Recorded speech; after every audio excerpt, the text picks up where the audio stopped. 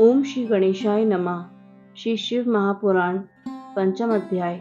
इस अध्याय में हम जानेंगे चंचुला के प्रयत्न से पार्वती जी की आज्ञा पाकर तुमरुका विंध्य पर्वत पर शिव पुराण की कथा सुनाकर बिंदुक का पिशाच योनि से उद्धार करना तथा उन दोनों दंपत्ति का शिव धाम में सुखी होना। शौनक जी बोले, हे महाभागी सूत जी, आप धन्य हैं। आपकी बुद्धि भगवान शिव में लगी हुई है। आपने कृपा पूर्वक यह शिव भक्ति को बढ़ाने वाली अद्भुत कथा हमें सुनाई। हे महामते, सद्गति प्राप्त करने के बाद वहां जाकर चंचुला ने क्या किया और उसके पति का क्या हुआ, यह सब वृत्तांत विस्तार से हमें बताइए। सूत जी बोले, हे शौनक, एक दिन परमानंद में निमग्न हुई चंचुला ने उमा देवी के पास जाकर प्रणाम किया और दोनों हाथ जोड़कर वह उनकी स्तुति करने लगी। चंचुला बोली, हे गिरिराज नंदिनी, हे स्कंद माता, मनुष्यों ने सदा आपकी सेवा की है। समस्त सुखों को देने वाली, हे शंभु प्रिय, हे ब्रह्म स्वरूपिणी, आप विष्णु और ब्रह्मा आदि देवताओं द्वारा सेव्य हैं। आप ही सगुणा और निर्गुणा भी हैं तथा आप ही सूक्ष्मा सच्चिदानंद स्वरूपिणी आर्धा प्रकृति हैं। आप ही संसार की सृष्टि, पालन और संहार करने वाली हैं। तीनों गुणों का आश्रय भी आप ही हैं। ब्रह्मा, विष्णु और महेश्वर, इन तीनों देवताओं का आवास स्थान तथा उनकी उत्तम प्रतिष्ठा करने वाली पराशक्ति आप ही हैं। सूत जी बोले, हे शौनक, जिसे सद्गति प्राप्त हो चुकी थी वह चंचुला इस प्रकार महेश्वर पत्नी उमा की स्तुति करके सिर झुकाए चुप हो गई। उसके नेत्रों में प्रेम के आंसू उमड़ आए थे। तब करुणा से भरी हुई शंकर प्रिया भक्त वत्सला पार्वती देवी चंचुला को संबोधित करके बड़े प्रेम से इस प्रकार कहने लगी। पार्वती बोली, हे सखी चंचुले, हे सुंदरी, मैं तुम्हारी की हुई इस स्तुति से बहुत प्रसन्न हूँ। बोलो, क्या वर मांगती हो? तुम्हारे लिए मुझे कुछ भी अदेय नहीं है। सूत जी बोले, पार्वती के इस प्रकार कहने पर चंचुला उन्हें प्रणाम करके दोनों हाथ जोड़कर नतमस्तक हो प्रेम पूर्वक पूछने लगी। चंचुला बोली, हे निष्पाप गिरिजा कुमारी, मेरे पति बिंदुक इस समय कहाँ हैं? उनकी कैसी गति हुई है यह मैं नहीं जानती। कल्याणमयी दीन वत्सले, मैं अपने उन पति देव से जिस प्रकार संयुक्त हो सकूं, कृपा करके वैसा ही उपाय कीजिए। हे महेश्वरी, हे महादेवी, मेरे पति एक शुद्ध जातीय वैश्या के प्रति आसक्त थे और पाप में ही डूबे रहते थे। उनकी मृत्यु मुझसे पहले ही हो गई थी। वे न जाने किस गति को प्राप्त हुए हैं। सूत जी बोले, चंचुला का यह वचन सुनकर नीति वत्सला हिमालय पुत्री देवी पार्वती ने अत्यंत प्रेम पूर्वक यह उत्तर दिया। गिरिजा बोली, हे सुते, तुम्हारा बिंदुक नाम वाला पति बड़ा पापी था। उसका अंतःकरण बड़ा ही दूषित था। वैश्या का उपभोग करने वाला वह महामूढ़ मरने के बाद नरक में पड़ा। अगणित वर्षों तक नरक में नाना प्रकार के दुख भोग कर वह पापात्मा अपने शेष पाप को भोगने के लिए विंध्य पर्वत पर पिशाच हुआ है। इस समय वह पिशाच की अवस्था में ही है और नाना प्रकार के कलेश उठा रहा है। वह दुष्ट वहीं वायु पीकर रहता है और सदा सब प्रकार के कष्ट सहता है। सूत जी बोले, हे शौनक, गौरी देवी की यह बात सुनकर उत्तम व्रत का पालन करने वाली वह चंचुला उस समय पति के महान दुख से दुखी हो गई। फिर मन को स्थिर करके उस ब्राह्मण पत्नी ने व्यथित हृदय से महेश्वरी को प्रणाम करके पुनः पूछा। चंचुला बोली, हे महेश्वरी, हे महादेवी, मुझ पर कृपा कीजिए और दूषित कर्म करने वाले मेरे उस दुष्ट पति का अब उद्धार कर दीजिए। हे देवी, कुत्सित बुद्धि वाले मेरे उस पापात्मा पति को किस उपाय से उत्तम गति प्राप्त हो सकती है, यह शीघ्र बताइए। आपको नमस्कार है। सूत जी बोले। उसकी यह बात सुनकर भक्त वत्सला पार्वती जी अपनी सखी चंचुला से प्रसन्न होकर ऐसा कहने लगी।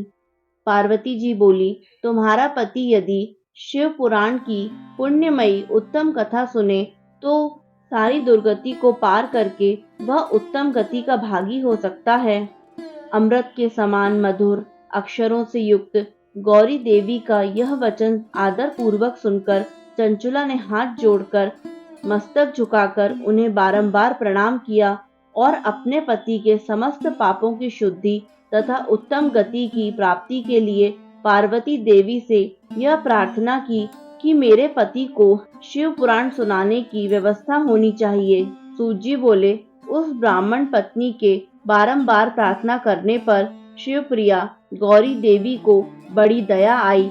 उन भक्तवत्सला महेश्वरी गिरिराज कुमारी ने भगवान शिव की उत्तम कीर्ति का गान करने वाले गंधर्वराज तुम्रुक को बुलाकर उनसे प्रसन्नता पूर्वक इस प्रकार कहा। गिरिजा बोली, मेरे मन की बातों को जानकर मेरे अभीष्ट कार्यों को सिद्ध करने वाले तथा शिव में प्रीति रखने वाले हे तुमरो, मैं तुमसे एक बात कहती हूँ, तुम्हारा कल्याण हो। तुम मेरी इस सीख के साथ शीघ्र ही विंध्य पर्वत पर जाओ। वहां एक महाघोर और भयंकर पिशाच रहता है। उसका वृत्तांत तुम आरंभ से ही सुनो। मैं तुमसे प्रसन्नता पूर्वक सब कुछ बताती हूँ। पूर्व जन्म में वह पिशाच बिंदुक नाम का ब्राह्मण था। वह मेरी इस सखी चंचुला का पति था, परंतु वह दुष्ट वैश्यागामी हो गया था। स्नान, संध्या आदि नित्य कर्म छोड़कर वह अपवित्र रहने लगा। क्रोध के कारण उसकी बुद्धि पर मूढ़ता छा गई थी। वह कर्तव्य का विवेक नहीं कर पाता था। अभक्ष्य भक्षण, सज्जनों से द्वेष और दूषित वस्तुओं का दान लेना, यही उसका स्वाभाविक कर्म बन गया था। वह अस्त्र शस्त्र लेकर हिंसा करता, बाएं हाथ से खाता, दीनों को सताता और क्रूरता पूर्वक पराये घरों में आग लगा देता था। वह चांडालों से प्रेम करता और प्रतिदिन वैश्या के संपर्क में रहता था।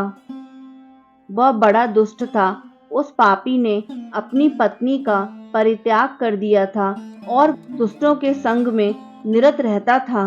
उसने वैश्या के कुसंग से अपने सारे पुण्य नष्ट कर लिए और धन के लोभ से अपनी पत्नी को निर्भय करके व्यभिचारिणी बना डाला।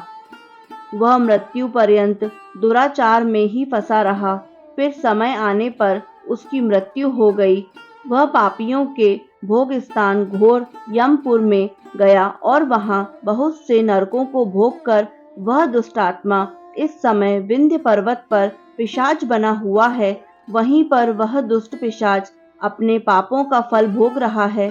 तुम उसके आगे यत्न पूर्वक शिव पुराण की उस दिव्य कथा का प्रवचन करो, जो परम पुण्यमयी तथा समस्त पापों का नाश करने वाली है। उत्तम शिव पुराण की कथा के श्रवण से उसका हृदय शीघ्र ही समस्त पापों से शुद्ध हो जाएगा और वह प्रेत योनि का परित्याग कर देगा। दुर्गति से मुक्त होने पर उस बिंदुक नामक पिशाच को मेरी आज्ञा से विमान पर बिठाकर तुम भगवान शिव के समीप ले आओ। सूत जी बोले, हे शौनक, महेश्वरी उमा के इस प्रकार आदेश देने पर गंधर्वराज तुमरु मन ही मन बड़े प्रसन्न हुए और उन्होंने अपने भाग सराहना की। तत्पश्चात उस पिशाच की सती साध्वी पत्नी चंचुला के साथ विमान पर बैठकर नारद के प्रिय मित्र तुमरु वेग पूर्वक विंध्याचल पर्वत पर गए, जहाँ वह पिशाच रहता था। वहां उन्होंने उस पिशाच को देखा। उसका शरीर विशाल था और उसकी ठोड़ी बहुत बड़ी थी। वह कभी हंसता, कभी रोता और कभी उछलता था। उसकी आकृति बड़ी विकराल थी। भगवान शिव की उत्तम कीर्ति का गान करने वाले महाबली तुमरु ने उस अत्यंत भयंकर पिशाच को बलपूर्वक पाशों द्वारा बांध लिया। तदंतर तुमरु ने शिव पुराण की कथा बांचने का निश्चय करके महोत्सव युक्त स्थान और मंडप आदि की रचना की। इसमें ही संपूर्ण लोकों में बड़े वेग से यह प्रचार हो गया कि देवी पार्वती की आज्ञा से एक पिशाच का उद्धार करने के उद्देश्य से शिव पुराण की उत्तम कथा सुनाने के लिए तुमरुक विंध्य पर्वत पर गए हैं।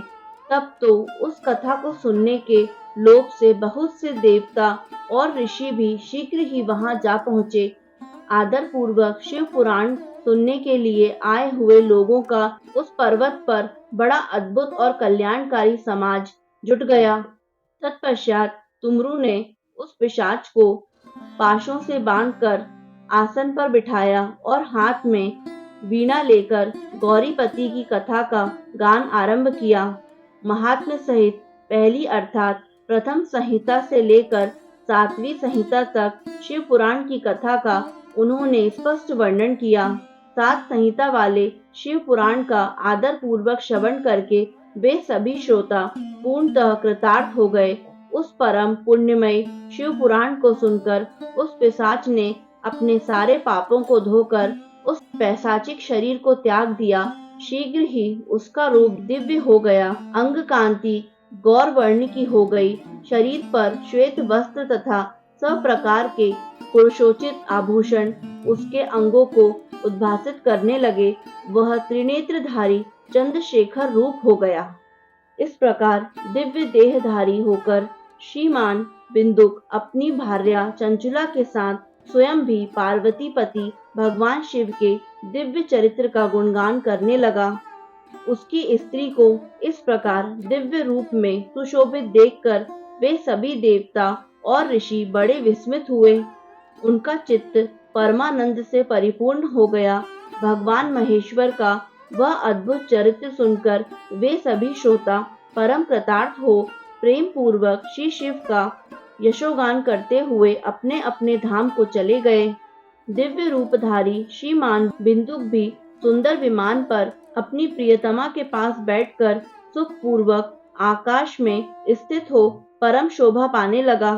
तदंतर महेश्वर के सुंदर एवं मनोहर गुणों का गान करता हुआ वह अपनी प्रियतमा तथा तुमरुक के साथ शीघ्र ही शिव धाम में जा पहुंचा। वहां भगवान महेश्वर तथा पार्वती देवी ने प्रसन्नता पूर्वक बिंदुक का बड़ा सत्कार किया और उसे अपना गण बना लिया। उसकी पत्नी चंचुला पार्वती जी की सखी हो गई। उस धनीभूत ज्योति स्वरूप परमानंदमय सनातन धामों में अविचल निवास पाकर वे दोनों दंपति परम सुखी हो गए।